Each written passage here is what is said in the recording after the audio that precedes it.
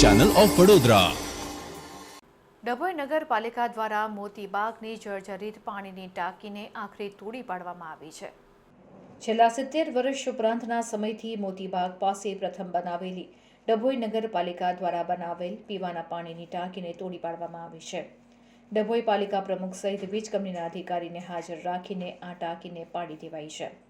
85 લાખ લીટરની ક્ષમતા ધરાવતી આ ટાંકી છેલ્લા ઘણા સમયથી જર્જરિત હોય। આ જર્જરિત ટાંકી ક્યારે તૂટી ન પડે તેનો લોકોને ભય સતાવી રહ્યો હતો।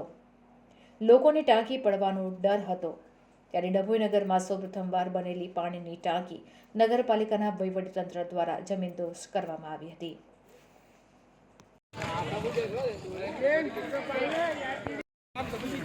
अच्छा ये टांकी है ना इसका नहीं भरोसा था, ये कभी किधर ऊपर से तोड़नी नहीं पड़ेगी।